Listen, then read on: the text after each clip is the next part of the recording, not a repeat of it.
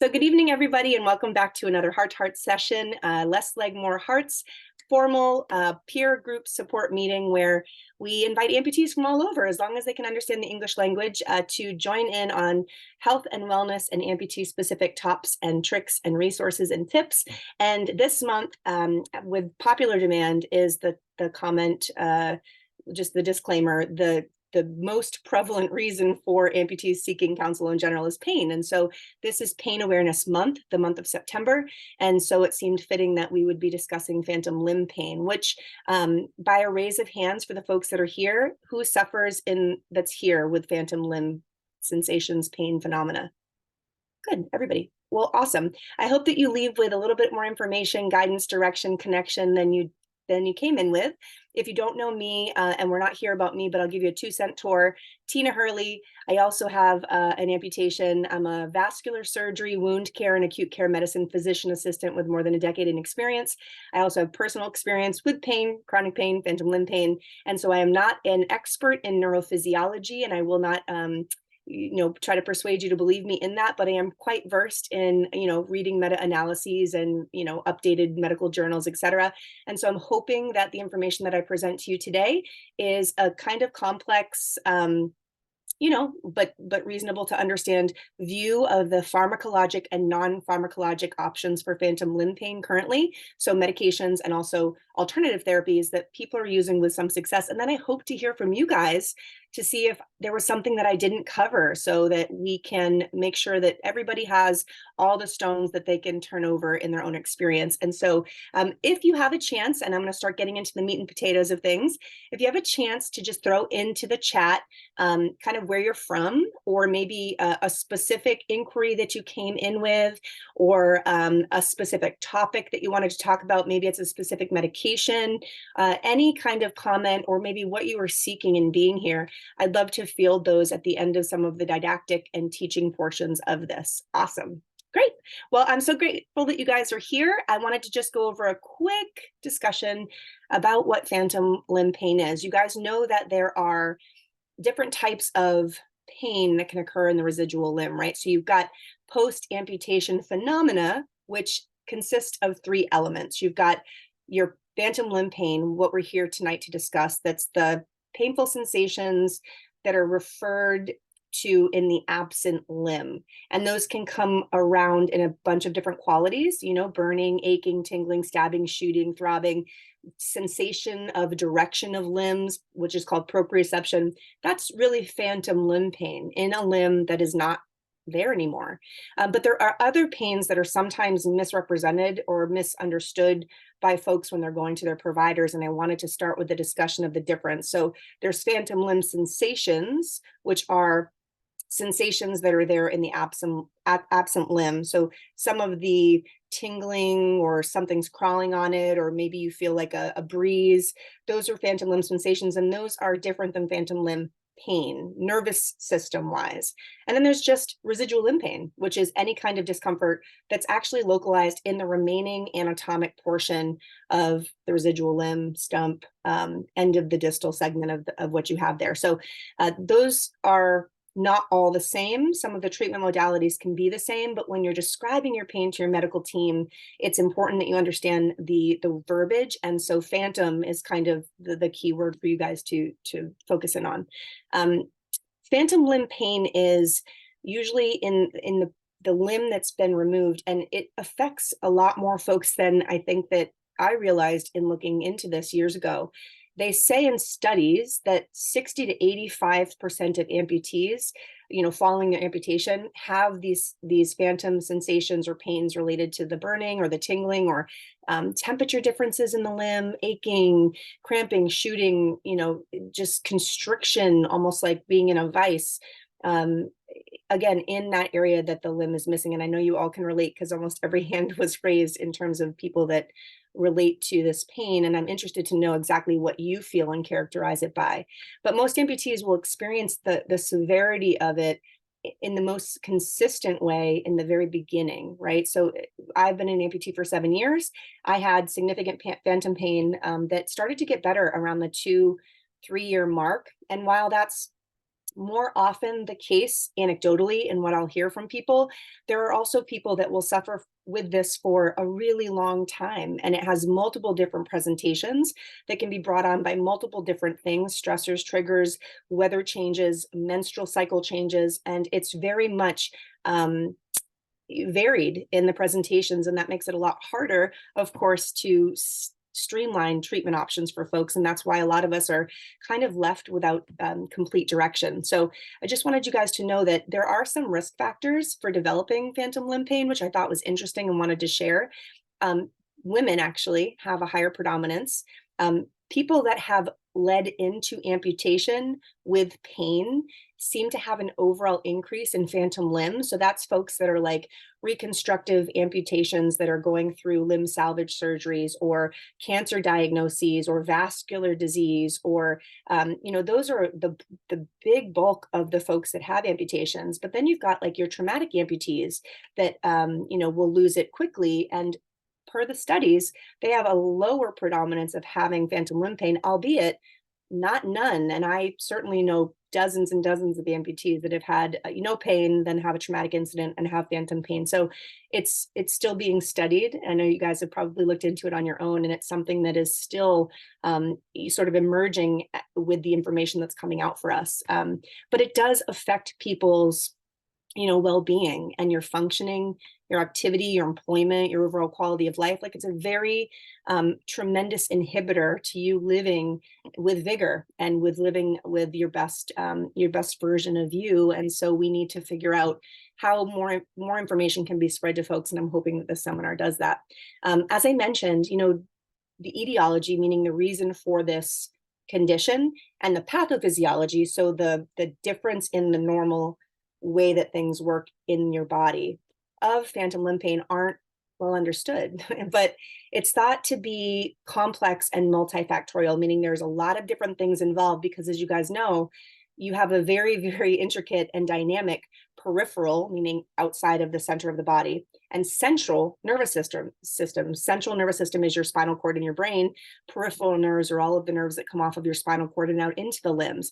And it's a very, very complicated system. But in order to give a brief summary of the meta-analyses that I've reviewed in preparation for this, I wanted to do like a just 2-minute sort of geek session on the pathophysiology of phantom limb pain. So for some of you, there may be some questions from the words that I'm using. I tried to take the information and sort of pare it down into more or less jargon for you, but I will read what I've written, so that if it does resonate with you, or it helps to clarify what's going on, or begin to create questions that you didn't have previously, or put some things together, it's worth at least stating. So bear with me if some of these things are a little bit tough to understand, and please ask questions in the chat if you have any. But essentially, when you have an amputation, and I've been an amputating physician assistant, I was actually removing limbs for a living in a vascular surgery practice in the OR when I got my vascular diagnosis that led to amputation. So I'm very well versed in the actual process of removing a limb. And when you do, and there's new emerging, ways that we do this and tie nerves to things, but in the traditional guillotine amputation, those peripheral nerves in the limb that's removed, so the ones that are to the outside, essentially are severed, transected, cut, and retracted, pulled back into the tissue contained in the residual limb. And when that trauma to the nerve, the cut of the nerve, occurs, it releases some byproducts. So histamine, which you guys are probably familiar with, we traditionally think of histamine as like allergy-mediated responses, bradykinin, and prostaglandins. Prostaglandins are things that like anti-inflammatories act on. Those things that are increased also cause sodium channel membrane potentials to become altered. We operate, all of our intracellular systems operate on channels and membrane potentials. That's how things get into and outside of the cells of our body.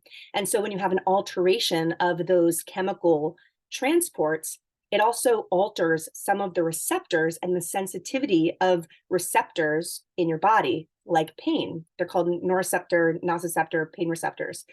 They become more sensitive. And that actually transmits elevated levels of pain signals that, kind of shouldn't be there in a perfect world. And so there's also a phenomenon that's called sprouting, which at the end of where they just cut, that's called a nerve axon. It essentially sprouts and allows for the sensory axons, the nerves, to send signals in the wrong area of the spinal cord, right? The laminas, there's different levels of lamina. They're gray matter of the spinal cord. And unfortunately, when that sprouting occurs, signals go in the wrong layer of that spinal cord lamina up the nervous system to the brain, essentially causing the wrong connections to be made. So the nerve activity that's increased leads to what's called central sensitization, or the wind up phenomena. So briefly, in summary, what the wind up phenomena is those spinal neurons, the nerves in the spinal cord, they're subject to those repeat or high intensity pain impulses that are coming from those sprouted cut peripheral nerves. And that becomes progressively and increasingly excitable even after the stimulus is removed. So it winds up, those impulses are winding up and registering pain, even though the reason for that pain is now gone. That's called the wind up phenomena. And there's a thing also to mention called cortical reorganization. Cortical is referring to the part in the brain. You have sensory and motor registers in your brain, and those actually change. They get reorganized in phantom limb pain. Neighboring areas of the brain from where the existing limbs sensory and motor signals were registered grow and kind of invade other areas of the cortices, other areas of the brain, and that continues to potentiate the signal. So what really shouldn't be there at all now has sort of found this altered route to not just occur, but occur in a heightened sense. Even after the limb's been amputated, the brain still has the old geography, in a sense, wired in.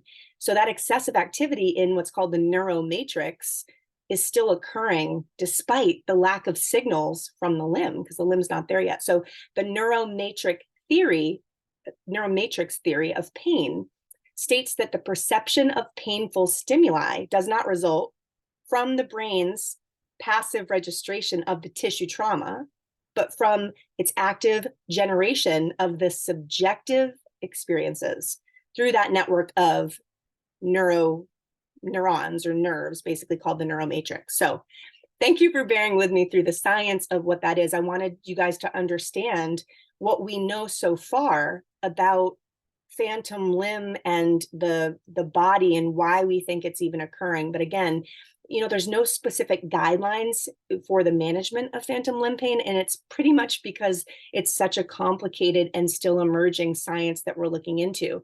I did want to also mention that even though there's not one pain agent or therapy agent that's being recommended in guidelines over another, they do show that there are what's called multimodal ways of improvement. So they're suggesting that combination therapies, both in the Western sense, medications, and in the Eastern sense, holistic therapies, in conjunction are showing improved outcomes. And so all of that to say, and sort of just to summarize, what works for you is not necessarily going to work for the next person. And what may work for you, medication or holistic wise, could at some point stop working and you need to switch gears. And sometimes adding something to something else is going to improve it even more. And so the smartest person I ever met in medicine said, it depends, as an answer to almost everything that I asked. And it's really true, even in this sense, it depends. So let me give you all of what I know that are available for therapeutic opportunities. And then you can figure out, as you go through the list, what you've tried, what you haven't tried, and see if there's something that hopefully we can share to improve the way that you're feeling. I'm going to pause and just look at the chat here, and I want to make sure that I'm checking in. Michigan is represented. Tyler, Texas. Bet you guys are scorching down there. New Jersey, left BKA. Okay. And, we've got a flower person ready to run.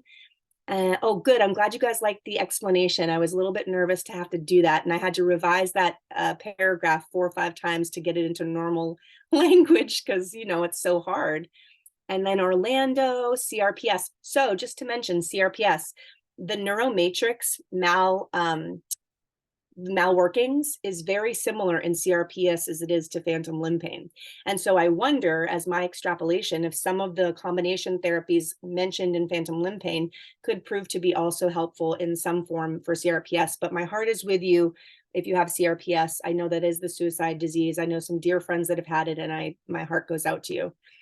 So I wanted to just also mention it as a disclaimer. If you're having pain in your limb, just make sure that you have been evaluated for a neuroma. Anybody here ever had a neuroma? Yeah. And you don't know, right? But then all of a sudden you realize that these things can grow inside your limb. And so just keep neuroma on your differential of things that you're looking into before you go down a rabbit hole of phantom limb pain, because neuromas are a little bit easier, more streamlined in their approach clinically to treat. So just make sure that's on your mind. So let's go through some of these things. Please guide me with any questions that you have in the chat, and any opinions on things so we can get conversations going after this. But let's start with topical salves. Has anybody ever rubbed stuff on your residual limb to try to make it feel better? All right. If there's anything that's been particularly helpful for you, that'd be awesome to throw in the chat. But for what I know, CBD creams are one of the highest grossing. Hey, you got your mama bear salve, Pam. I love that. That stuff's good stuff. CBD salve, CBD products in general are one of the biggest consumer products, right? So everyone's trying to make a buck and everyone is putting stuff on the market. And so please know that if you try a CBD salve, tincture, anything, and it's not efficacious for you, it doesn't help. That doesn't mean that you don't respond to CBD. It just means that perhaps there's a different formula, different company, different extraction that you could try, and that there are thousands. And so I know that our organization has partners with several companies that I heavily vet. There is one in particular that I know for sure is very, very helpful. Pam, can you show that again? It's a small company that actually one of the owners lives in Texas, for a person that's from Tyler, Texas. It's called Mama's Bear. It's from Alchemy Brothers, who were consumed by Happy Hemp Head. If you guys are interested in it, you're welcome to send me a message or an email offline, and I'm happy to get you some. If you're an amputee, we can send it to you directly. But then there's also menthols. So some people find topical analgesic relief with things that are heavy menthol creams. Also, Voltaren is a topical anti-inflammatory diclofenac, which is I'd say like a strong ibuprofen, but it's topical, so it's not as much of a systemic burden in the whole body. And then ketamine cream. Ketamine cream can be compounded at pharmacies, and people have found significant pain improvement with putting that on topically. And then, of course, ice and heat. I know when I first started with phantom limb, and I knew nothing about the products that were on the market, if I would, do manual massage, Epsom salt soaks, heat, ice, anything that I could do to mix up the nervous system signals that were coming through. It didn't fix it all together, but it was certainly something that I threw in the mix when I was feeling very distressed. So those are like the least invasive options. Thank you for dropping that in the chat, Pam. Let's move on to some other things that are beyond what I'm assuming you've already tried. So you've got patches that are out there these days, right? So you've got the things that you are likely more familiar with. You've got your Lidoderm patches, topical Lidoderm.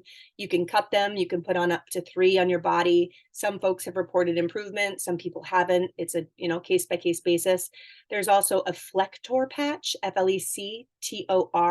That is like a patch version of the Voltaren or diclofenac cream. It's essentially an NSAID, so non-steroidal anti-inflammatory like Aleve, ibuprofen, Motrin, but it is again in a topical patch format. They can be a little pricey depending on insurances. So if it's more affordable to do the Voltaren gel, that's sometimes a better route if it is helpful for you, but I wanted to mention it. There's also ways that you can take, in terms of patching areas, take towels and soak them in high concentration Epsom salt. And people have reported some of the differences in the cellular sodium seem to improve their symptoms with some manual massage. But the thing I'm excited also to share with you today, because I've recently tried it and now we have a partnership with the company, which means nothing except we get you guys a discount, is there's this company called Signal Relief. Has anyone seen this? Social media or otherwise? Oh, good. I'm so excited to share this with you. So the concept of a signal relief patch is that there are pain impulses, as we've just discussed in the biology of things that were happening. The pain impulses are erratically signaling and becoming more sensitive in the cellular receptors. When you apply this patch, their whole shtick was there are millions of microcapacitors, metals, in a patch that dampen or augment the actual electrical, if you will, signals or membrane signals coming through. Seemed too good to be true, seemed a little gimmicky. Price point was like, 150 or whatever dollars per patch, which you can use them for 365 days. So they're reusable patches and you just put them on. So I'm like, this doesn't seem like it's going to work, but I want to look at it. I have tried it myself. I've sent it to 7 people in the last 3 weeks. Not one of them has reported that it has not helped. So I have had one woman specifically with phantom limb pain, and she said that she slept for the first night after she's been an amputee, I think, for 4 years. So, something interesting to try. If it's something that you're interested in, again, send me an email and there's a chance we can get you some. Also, too, you can use, if you were interested in looking more into it, look at signalrelief.com, and you can use, I think our promo code is LLMH for Less Leg More Heart, and I think it's going to get you like 20 or 30% off at purchase. But check Signal Relief out because I'm kind of drinking the Kool-Aid right now. I used it for a shoulder injury and I've used it on my residual limb. I had some distal pain on my actual limb, and I don't get a lot of phantom pain anymore, but the people that I sent it to that I mentioned in preparation for this meeting, and they're honest folks, like they're not just giving good reviews because they know they're getting free stuff. They're people that I trust with my organization, and I said, I want to know if this works. They've reported good things. So check it out. They actually have really good statistics. They're actually getting their FDA. They're in the works to get their FDA approval here in the near future. So keep an eye on them. And then, so moving through, so now we've done topical, we've done patches. I wanted to talk about just imagery. It sounds silly. Do you guys, anyone here practiced imagery? You're basically envisioning and imagining the movement and the sensation of the missing residual or the missing limb. Like you go to point your toes, you don't have a left foot, but you point it anyway. By show of hands? Yeah, a fairly common. And then keep your hand up if that helps at all. Some. Okay.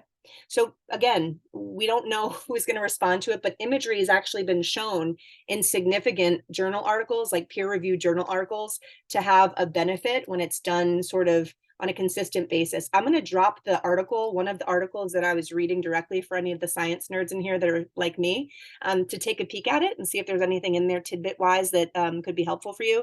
But apparently just imagining movement, and that goes to speak to some of the pathophysiology that we talked about earlier, that some of it is related to the overfiring of the nerves up the spinal cord in the wrong layer of the lamina, but then other parts of it are that reorganization in the brain that is perceiving, right?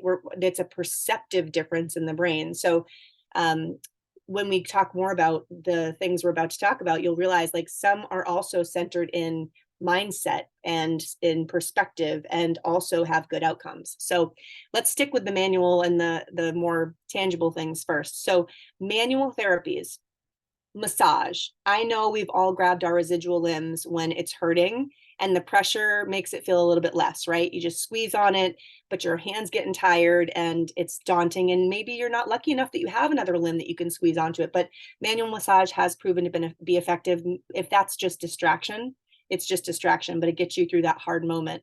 Has anyone here ever tried TheraV?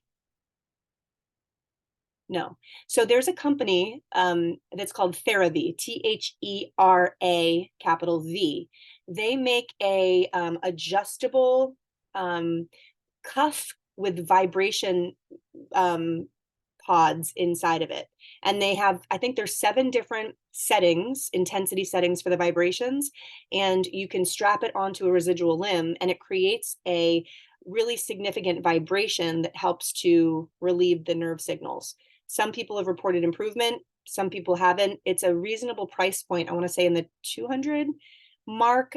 We also have a promo code. You can get to me on the back end, and I'm happy to give that to you. It's like LLMH15 or something. But I do have some amputees that we've sent that to that have reported benefit. So if you have like mobility challenges or dexterity challenges, if you found that tapping or any kind of vibration on the limb is helpful and just want an external source to be able to facilitate that for you, check out that company, TheraV. And the last thing I'll mention under the manual portion of this is electrical stimulation. Has anyone here ever done eStim? Nice, Zach. And so I have done it myself too, and I have found it helpful. Zach, did you find it helpful? Okay. So yeah. So the whole thing about that is you've got these nerves and they're busy hyper sending these signals that they shouldn't be. So then you slap on the little pads like you see at physical therapy that have a device hooked up to them that send electrical signals under the tissue, typically in the subcutaneous space, the fat space. And those electrical impulses start to augment the signals that are happening in the nerve that's not functioning properly. So it overrides, I'm keeping things simple in language, but know that it's a little bit more complicated. It overrides the nerve activity that's happening there, and it can provide significant relief for people. I haven't found any particular device, like if you go on Amazon or you go on Google and you enter like, eStim devices, there's so many of them. And so I haven't been able to hone into like one is definitely the one that we recommend. But I will say that, a person that you could talk to about that if you have a team is like a physical therapist would probably be the best point of contact in your medical team to guide you on those kinds of machines. I use, and this is just my personal experience, I'm one of however many million we have these days that are amputees, so take that with a grain of salt, but I use what's called a power dot. It's a app-based device that has several units, and I can put it not just on my residual limb, but anywhere else that I have discomfort. It has several different stim like programs that are on it, because let's face it, if we have phantom limb pain, we have had something removed. And if something's been removed, then we have some up chain issues, lower back, hips, raise your hand if you got more ailments than just the limb that's missing, right? We're off kilter, other things are going to hurt. So it's nice also to have a device that you can use on other places as well as you get those things. So you can check out, I think Therabody, the owners of Theragun, that manual gun that you can touch buttons on and it helps to stimulate. You can check out their website for Power Dot. We don't have a promo code for that, but if you are an amputee and you're having yourself a tough time with affording things to improve your discomfort, and any of these modalities seem like something that you might want to try or benefit from, just send us an email. Go to lesslegmoreheart.com, shoot us a message, and we'll work with you to try to get you something to get you some relief. I don't want financial, inability to be the barrier for you guys. So that's with manual. And of course, if in any of these topic fields I miss something that you feel is helpful for you, please throw it in the chat, because I want to make sure we keep this as comprehensive as we can for anyone that's watching. Ronnie's from Mass. Where's Ronnie? Oh, there you go. I'm in New Hampshire. Hi. You're on mute, and that's okay. You can stay muted. We'll chat in a little bit, but I just wanted to say hi and welcome the people that were coming in. Great. All right. So the next one is mirror therapy and virtual reality. Who's done that? Okay. Thumbs up if mirror therapy helped you. All right. Okay. No, Zach? All right. Bummer. What about virtual reality? Has anyone tried the virtual reality things that actually show you with? Oh, okay. There's actually these new devices that are up. So mirror therapy, anyway, talking about your brain's ability to invade other spaces of the brain to perceive a limb that's not there. The way that we believe, and again, it's like still merging all the science of this, when we trick the brain into believing that that piece is still there, then the hyperregulation, that spin up that we talked about, that phenomena, seems to lessen, because the brain is visually seeing that there's another limb. It's fascinating. There are specialists in this. I am not that, but it has worked for a lot of people. And so you can do it easily. You can get a mirror at the house and you can figure out how to do it. There's many articles on it.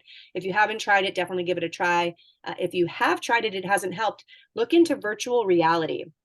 There are programs now, VR programs, that will essentially allow for you to look down and around at your body as a whole to reduce phantom limb pain. So look into that if that's not something that you've seen. Again, not an expert in any one of these things, but I know enough to tell you that it's there, and look into it if it's interesting for you. Who's tried hypnotherapy? No one? Okay, one person. Holly, did it work or not? No, okay, interesting. So I want to dig into that when we have our conversations a little bit later. So like any therapy, like it depends on who the person is, what your state of subconscious is, and how open you are for suggestion in your subconscious space, which is contingent upon so many different factors. So, but hypnotherapy, when done and when received well by the state of the person, can be tremendous for people with phantom limb pain. And so sometimes it's a fit issue and a timing issue, but I wanted to recommend to people to definitely look into hypnotherapists that are specialized in phantom limb pain. They also don't have to be local to you. These services are available via remote, like, Zoom opportunities. And so now, thankfully, with all of the new technology and on these platforms, you can have access to some pretty significant experts that in the field. And I know one in particular. There's a man named Bruce Filey who is actually running a seminar. I think he's running a workshop starting in November for phantom limb pain conditions with hypnosis remotely. And I actually just did an interview with him in the TV studio this week. If you guys have a chance to check out, or you're interested in learning more about it, you can look at Less Leg More Heart's YouTube channel. We have a lot of different videos, and the one about hypnosis was there, and he goes into some of the conversations about how hypnosis was actually used as the primary anesthetic for people undergoing amputations way back in the day. And so it's just fascinating science. You can check into that and watch that video. Who's done acupuncture? Not a lot. Holly's tried everything. Zach's tried everything. All right, Pam's tried it too. It can be helpful. Some people don't find it helpful. Some people do find it helpful. It's practitioner dependent, right? There's so many different ways that you can do it to open up flow, the whole concept of acupuncture. But if you haven't tried it and you're still suffering, it's like, just go through this list of things and try it and check it and try it and check it. And realize that if you try it and it's not super successful, it's almost like when you see a physician and you don't get the answers, or you're not getting where you need to go. Sometimes second opinions or third opinions are necessary. Keep looking for the solutions in these realms. Medical cannabis, hot topic, taboo still, even though there's clear science in support of it. Who's done the pot? Okay. Nobody that's willing to admit it. So anyway, there is very clear science that medical marijuana is helpful for people with phantom limb pain, and a whole host of other things like PTSD, which most of us, if we're here, have probably had, whether we recognize we have it or we don't. You've been through some stuff. So anyway, if it's depending on your state legality and depending on your circumstance, just know that that is a thing that can be effective for people. And there's been a lot of science that's emerged since people were hiding it in the bathroom stalls in the 80s. So just take a peek back into it and look through your resistance. If it's not for you, it's not for you. If you have work stuff where you can't get into it, if you're just sort of totally opposed, fine. But just know that there's a lot to medical cannabis. We also did a segment for Heart to Heart, January of last year. I had a medical marijuana practitioner come on, and that is also on our YouTube. It's called, I think it's just Medical Cannabis 101. And she actually goes through all of the components of CBD, CBG, THC, all the letter acronyms and all the things that they do, and just to educate yourself, because I didn't know all the specifics either. So if that's something of interest to you and you want to learn about it, take a peek at the YouTube and, check with your local pain management clinics. Would likely be the ones that would, if it's legal in your state, give you the authority and write the application to your state. You get a card typically for the year that has to be renewed. So, check in with your doctors if that's something that you are looking into. I want to mention again, for those that have jumped on late, that the management of phantom limb pain is obviously complicated, and that we don't well understand the disease. What I gave you as a summary in the pathophysiology is honestly the compilation of several articles that I had to read to kind of put stuff together to make it make sense. And I'm interested to see if anybody else in the group, I know a couple of you that have raised your hands on a lot of this. If you have anything to add, please feel free to do so in a few minutes. But there are limitations right now to the therapies that have been studied, right? So everything's studied, and then we say that things are good or bad or what their significance is. But there's a lot of limitations in the current studies that I looked at. And some of those things were inconsistent pain relief. So it could have provided pain relief and then it didn't. So, like, I don't know how to interpret that as someone reading the research, right? Intolerable or really bad side effects. When you get into some of the heavy pharmacologic medications, it could help your pain, but there could be some significant adverse effects to that. So it's like, lack of improvement of daily functioning is just one of the things based on the medications. You could feel no pain, but if you can't live your life, like, each person has a risk benefit analysis that has to happen to decide what the best strategy is to be able to complete your goals. And maybe what you thought, which was a pain-free life that leads to you being completely crippled from medication just to get there, could morph into now your goal is maybe I live with just like a little pain, but I'm able to, at least do the things that I need to do, which for every person is different. So I kind of just wanted to mention that. And also, a lot of the studies are limited by small size, like groups that are not as diverse as they need to be, and low methodology in some of the studies. All that to say, everything that I'm mentioning are things that I've found, but there is nothing specifically that is like proven as the thing to do. I just want to repeat that at least twice through this seminar. Tylenol and anti-inflammatories. It can help people take the pain down. It's not going to make it go away. You guys are having severe debilitating pain in a limb that's not there. So I get that when I say Tylenol and anti-inflammatories, someone's going to roll their eyes. However, if you are using Tylenol or NSAIDs, ibuprofen, Motrin, and Aleve, oftentimes, and this is my clinical practice experience, people are not using as much or as high of a dose as they can for a therapeutic effect. So what we recommend in the pain practices as a baseline for those that are needing this here or somewhere else, a baseline non-narcotic pain regimen could include 2 extra strength Tylenol if you have a liver that can handle normal dosing of medications. Of course, if you have any kind of comorbid condition like liver disease, you would talk to your physicians before you would do anything. But a gram of Tylenol, which is 2 extra strength tablets, first thing in the morning. It's fine to do it on an empty stomach. 3 hours later, you dose with ibuprofen, 600 milligrams. Nope, you don't need to do 800 anymore. It's no more efficacious and just causes increased side effects. So that's 3 hours after Tylenol. Well, 3 hours after that Aleve or Advil or ibuprofen you just took, now you've got 6 hours from that last dose of Tylenol. So you can redose that second dose of Tylenol. So you've had 3 windows of dosing with 2 different medications that are targeting your discomfort in 2 different ways.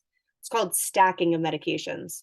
So people would take 2 Tylenol first thing in the morning, couple of Aleve 3 hours later, Tylenol again 3 hours later, Aleve 3 hours later, Tylenol. So now you've had 3 total Tylenol doses and 2 to 3 Advil doses. And that gives you at least a couple of ratings off the top notch of your pain. It's not going to get to a 10, could get to a 9, could get to a 7, but there are also people that say that it can be quite beneficial. So just reevaluate the way that you take the over-the-counter medications and just check in with whether you're doing it at a dose and a frequency that could be optimized. And of course, talk to your medical team about the best way to do that. What I've just told you is for a standard, otherwise healthy patient with normal renal and liver function. So please make sure that you guide this with your teams.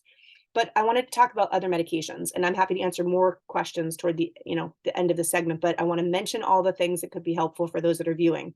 There are anticonvulsant medications that I'm sure all or most of you have tried, like Lyrica, which is pregabalin, and gabapentin, also known as Neurontin. So those are the generic and the brand names of those medications.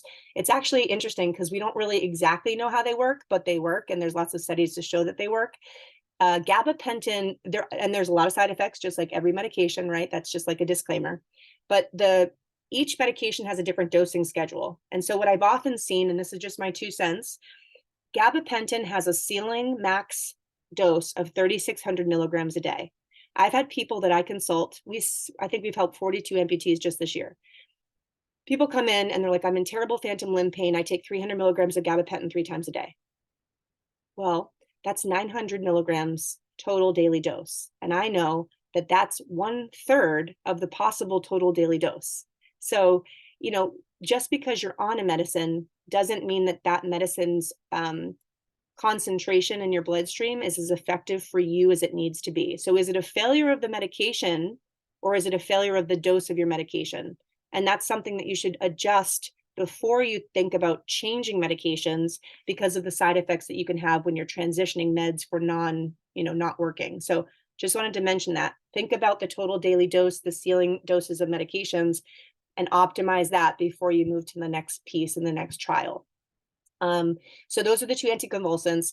Antidepressants are in literature to help phantom limb pain, and there's a whole bunch of them. There's SSRIs, serotonin reuptake inhibitor medications. These are your traditional antidepressants, things like Celexa, Paxil, Zoloft, Lexapro, the things that you hear about most commonly, I think, as first-line depression treatment. But then there's also things like SNRIs, serotonin norepinephrine reuptake inhibitors. Cymbalta is a medication. Who's heard of Cymbalta? So it's a classical antidepressant that also has an FDA dual indication for chronic musculoskeletal pain. So some people have reported that helps. And then the one that you're going to read a lot about if you Google it is the tricyclic antidepressant. Again, just a different kind of chemical class called amitriptyline. So amitriptyline has been studied quite a bit and is the medication that you'll see often as well.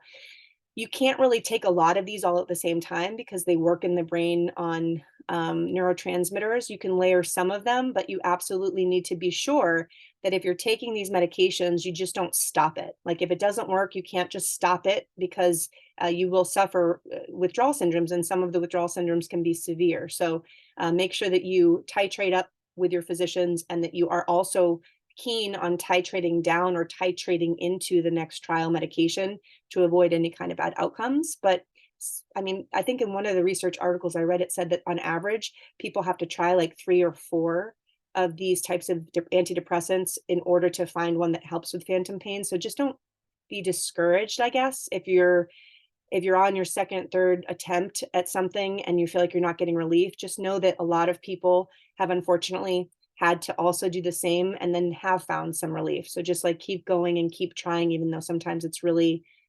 frustrating to have to do that and you feel like, it should be easier. Unfortunately, it's just not yet. And hopefully the more that we do this, it will become for everyone. There's obviously opiates, pain medications traditionally that we've heard of. There's things like non-opioid analgesics like tramadol. And then there's all the other things, right? Percocets and your Vicodins and your Dilaudids and there's a whole bunch of them now. They can help phantom limb pain. And just like every other medication, they also can have side effects. And if you feel like if you're having trouble with your primary medical team with managing your phantom limb pain, or even your surgical team, I will just say that it's my opinion that the best person to manage this pain syndrome will be a pain specialist. So hate to throw more physicians in the mix, but there is nobody that is better versed on specialty knowledge than the specialists in that field. And that sounds silly to say, but how many times have you let a primary care or a surgeon manage one of your wounds and not go to wound care? It's like, just remember that you have options to go to the more direct specialists in it. And you may have to go through a few of those physicians to find someone that has more traditional training and is up with the times and open to trying different options. And I can empathize with how much effort this all takes to get to the right place, but know that you're not alone because we're all here. I have to mention, of course, the NMDA medications, the receptor antagonists. So those are your ketamines and your memantines. I'm sure that there's a few folks that have heard about those. Ketamine in a lot of our population is like folks can go in for ketamine drips as like a pain reset, and some folks have found success with that. There's a lot of really interesting articles about how the NMDA antagonists reset or improve those pain signals that are disrupted, as we talked about earlier.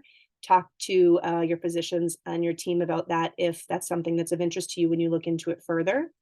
I wanted to mention, of course, like the non-Western medicine-based things too. And so these are all things that I've scoured the interwebs and forums for. Some of them may sound silly, but I owe it to you to mention that I read it, and we can talk and have discussions about who's tried it.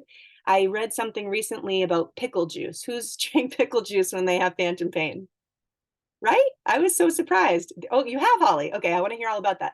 But I've heard in several Facebook forums that there is something about pickle juice. Inherently, we talked about sodium channels, right? And what does pickle juice have a lot of? So there's got to be obviously an electrolyte thing that people are feeling. Or they're just so bloated they don't feel their phantom limb pain. I don't know. Holly's going to have to catch us up on the user experience of that. Then there's B12. I've heard that, and also practiced in a field where B12 deficiency actually has some really interesting neurologic outcomes that are wild and can potentiate nervous system dysregulation syndromes more significantly. So you can get your B12 checked, and you can also get B12 injections that would bypass any of the challenges that some people have with their absorption of B12. You can just go right in with a needle rather than having to go through the whole stomach, digestive, and liver, process. So if you haven't already and you're suffering with phantom limb pain, talk to your doctor about B12. There's been a lot of stuff out there about added sugar in the diet. Processed foods and sugars can increase people's sensitivity to their phantom sensations. And so if you're not already or haven't already considered trying a whole food diet or eliminating those kinds of things as a trial for your life, I know it's hard in the fast-paced modern society, but that's something certainly that's within your control and something worth looking into. Hydration is huge. Everybody talks about hydration, and if they get dehydrated, they feel more sensations. I believe it. I've had it myself. So I think it just in general for any amputee, hydration is important because of course we have an area that used to have good circulation and now it doesn't have the greatest circulation. So we want to keep things going and plump inside of our veins and our arteries. I've, of course, got a pitch for exercise, and people have said that exercise does decrease their overall pain syndromes. So this would be one for that as well. But interestingly enough, there was a study from the National Institute of Health that was in support, just to circle back about pickle juice. So there was actually a National Institute of Health article, and it's titled "Pickle Juice Inhibits Electrically Induced Muscle Cramps and Pain in Hypohydrated Humans." So anyway, there's something to it. Grab a pickle dill, dill pickle, and see if it helps. So those are the holistic kind of remedies that I came across. I wanted to also, of course, speaking of holistic, let you know that there is a ton of emerging research on psilocybin, the magic mushrooms. And before we get a bunch of hate spam, I'm not pro or con any of the things I'm mentioning to you today. I am just here as the messenger, and as they say, don't shoot the messenger, but there are studies that are being conducted about psilocybin, the effectiveness of psilocybin in spinal cord injuries and traumatic disorders and pain syndromes and phantom limb pain. So I actually wanted to drop the information for this. You don't have to say you're interested in it. You can keep yourself under the radar. It's research being done at the University of California at San Diego, their psychedelic health and research initiative. And it is the effect of psilocybin for potential management of phantom limb pain is actually what it's called. There's information, a contact email and phone number for people that are interested more. I've dropped it in the chat, and I will again put it in the YouTube once this is posted, but know that that's there. I think we're going to see a lot more of psilocybin and these kinds of therapeutic things coming back into stream since they were kind of introduced, decades ago. And then for other political reasons, things have been dismissed and now it's reemerging. And so just keep your eye toward it. Yeah, I wanted you to know that that's there in case you or someone you know is interested. So let's talk about surgery, and then let's open up the forum for chatting. I can't believe this time has flown so much. I've been trying to talk quick, but here we are already almost running out of time. You guys know about TMR, right? Who's had TMR surgery? All right, targeted muscle reinnervation.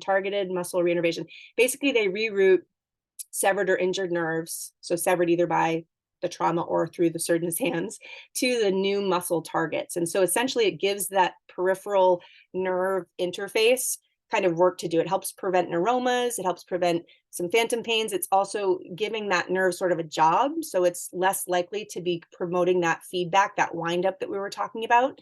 I'm interested to know, Zach, how that's going for you. But also RPNI, has anyone heard that? RPNI? So regenerative peripheral nerve interfaces. So that's actually a sort of subsection of the TMR procedures where the muscle grafting gets done around the nerves to help prevent nerves from growing into neuromas and having that sprouting sensation that we talked about in the pathophysiology piece of things. So just know that there are these nerve interface sort of muscle blocks that they can tie around the ends of nerves also. There have been utilizations of deep brain stimulation for phantom limb pain. So traditionally we see deep brain stimulators, which is literally a stimulator in the brain. We see it most commonly, I think, in people with Parkinson's. And so now they're actually using it for folks that have refractory phantom limb pain. So look into that if that's something that you don't know enough about or want to look into. I also I couldn't be complete unless I mentioned they're actually doing brain surgery. There are brain surgeries like thalatomies. So the thalamus is like the police officer in the center of the brain going, this this nerve signal goes here and this one goes here. And so there are issues with that police officer. He's sleeping on the job when you have phantom limb pain. And so there's some procedures where they can augment the thalamus and take out a piece if it's not directing the way that it needs to help apparently promote improved outcomes with phantom limb pain. Wouldn't be my first go-to, but certainly something that you should look into if you are looking for the complete, well-rounded view. Okay, I stopped talking. So we covered, just to tell you what I told you so we can go back. We geeked out on the pathophysiology of phantom limb pain. We talked about the difference between that and the other types of pains that you can feel in your limb. We talked about different approaches, different clinicians that manage different things, topical options, patch options, imagery, manual stuff like vibration devices, e-stim, mirror therapy, virtual reality, hypnotherapy, meditation, acupuncture, medical cannabis, and even psilocybin, medications like anticonvulsants, antidepressants, amitriptyline, opiates, NMDA receptor antagonists like ketamine, holistic things, B12, added sugar, staying hydrated, minimizing salt, exercise, even pickle juice. And then we talked about surgeries like TMR, RPNI, deep brain stimulation, thalatomy, and of course, magic mushroom research that's being done. I will stop talking. I want to hear from you. I'm going to start with Holly. Tell us about your experience. I know I'm calling you out, Holly, because I want to know about your, what was it, pickle juice or the hypnotherapy? Oh, hypnotherapy. Tell me about it. Unmute yourself and tell us what didn't work with hypnotherapy. Okay, well, I'm going to start by saying I was trying to interact. I raised my hands, but I've been an amputee for 43 years. Okay. So I go back to 1980 when it started for me. So the hypnotherapy that I had was very early on. And I appreciate all you shared, because it makes me want to give it another try. Good. Because I was actually a below the knee amputee at the time. I've been an above knee amputee now for 30 years. So there's been a lot of changes, and that's really encouraging to know people are getting good results. The pickle juice, I'm not going to try to tell you the science behind it. I don't know. A nurse suggested it in 1980, kind of like as an old time remedy. And I found it helpful through the years. Now, my phantom pain now is sporadic. For the biggest part, I don't consistently have it, but boy, when it comes on like a hot poker. Mm-hmm. And I just recently had some because we had a bunch of storms come through. So, yeah, I'm kind of outdated, antiquated, and all that stuff, but I'm fascinated. So good. And got some leads, hopefully some direction for things you can start looking into. Thank you. Good. Thanks for sharing, Holly. Zach, I'm coming to you because I feel like you raised your hand. You have done it all. Zach, what have you tried and the weird things we talked about? Did you find it worked? Was it a while ago? What would you do different? Yeah, I've tried like medications. I've tried like TMR. I just had TMR in June. So far we'll see how it works. My stump is for the most part still very numb. I can't feel anything, but the sensation, like the phantom pain, so far it's reduced quite a bit. So that's great. Okay, so one in favor of TMR over here. Good. Yeah, so it's amazing. However, like I'm still a baby amputee, so we went to the water parks last weekend. Ended up getting blisters. Oh no! Unfortunately, so I'm out without a leg this week, and so because without a leg, I've started getting a little bit of the phantom sensations and So the pain is starting to come back a little bit. So What do you start. think? How were you thinking that phantom sensations are increased without the leg? Do you think it's the lack of pressure on the limb? Do you think it's your visualization that the limb's not there? Like, have you dug into that? I think it's a little bit of a mixture of both. Yeah. I'm starting to think like the compression of the socket, and then like, yeah, just of I've gotten used to having that prosthetic on my leg, like just walking around, just like having because like when I first got the prosthetic, like it was very weird, very like walking on a still. But then after a while, it kind of got in like a second nature almost. And so without it, like now it's kind of like, yeah, I it's get it. different. So Well, maybe you can employ some of the, when you're getting those sensations, it would be interesting to try like some of the salves or the patches or like just see, because you're going to have downtime, right? It's like, oh, definitely, yeah. yeah, we inevitably know, and you said your baby amputee. I've been on for only 7 years, so Holly, I'm not there with you yet. But in those 7 years, there I've fallen and I've had blisters, and Hmm. I just sunburnt my kneecap the other day. Ooh, I had my liner pulled down just to get some sun. I swear I was only in the sun for 15 minutes, but yeah, us fair skinned ladies, it's all it took. And sunburn underneath that liner. Anyone ever had that? that hurts. Not my favorite. Yeah, I don't recommend it, yeah. honest with me. It's not the best thing. I wouldn't strive for that. But you're going to be out of your limbs. So like what things can you have in your sort of tool bag for like go-to so that you can kind of keep those at bay? But I also wanted to mention to you and anyone else that's listening, have you ever used Tegaderm on your residual limb?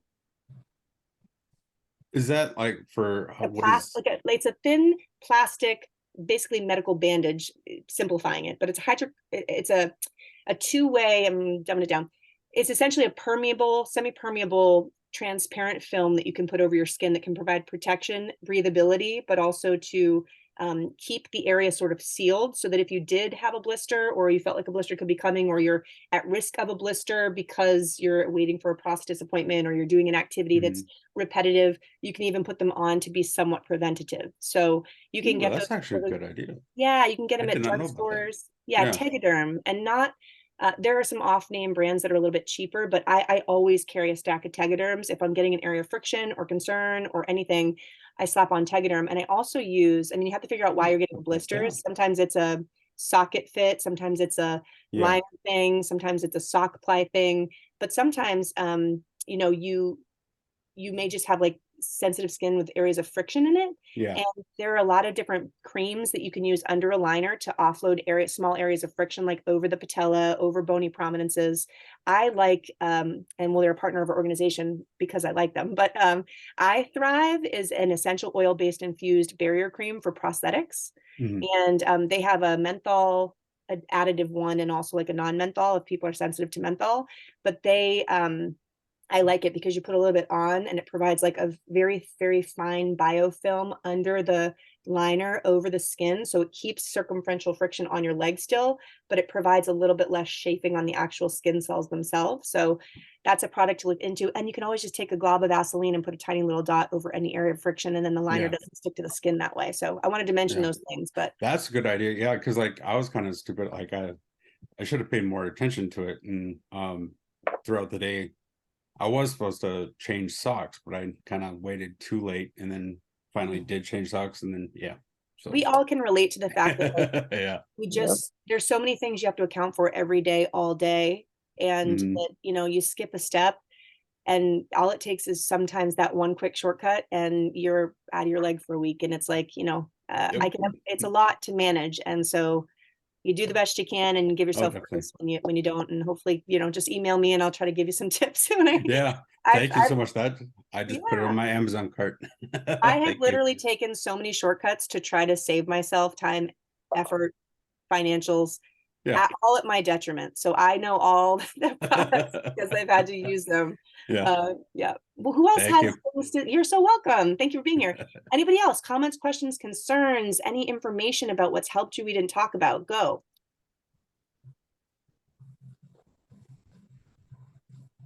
No one? I know Christina Eagle. I know you have something you have that's helped you. You're on mute. I think you're still muted, but I know you probably have something that's helped. All right. I scratched the parallel on the long side of my leg for phantom itches. Okay. There's some like scratching tactile stuff to it. Perfect. And then someone also said that they do use the CBD and a THC lotion from a dispensary. That's a great idea if that's Yeah. legal in your state. Okay. Who's that, Ronnie? Yeah. Yep. Good to see you. Good to see you. How you doing? Very well. Glad you're here. So are there any questions, comments, or anything? Otherwise, I think we've actually made it through the entire hour. I can't believe it. It's like a time warp. Yeah. Yeah, it went fast. Okay, well, I won't keep you on here any longer than needed. I hope you guys have found this useful. I know because I was talking so quick to get through everything that you might have forgotten like the second sentence I said. And so what I'm going to do is I'm going to keep this recording and I'll upload it on our YouTube channel so that you can refer back to it if you need to. And I'll put some links to some of the products and codes that I listed as well so that you don't have to worry about, I should have said at the beginning, don't worry about feverishly scribbling down. Holly's had her eyes at the computer for 5 seconds because I think she's writing so many things down. Sorry, I'm going to put it online later. I'm glad you were all here and I hope that you stay, come into these meetings and feel free if there's any topic of interest to you to let me know and I will do as much as I can to research it just like today and bring you just what you need to know to be able to look into stuff. So without further ado, you all have a beautiful night. Lead with your best foot forward and I hope to see you all soon. Thank you. Thank you. Thanks very much. You're Appreciate it. welcome. Of Thank course. you. Hey. Guys, have a good one. Have you-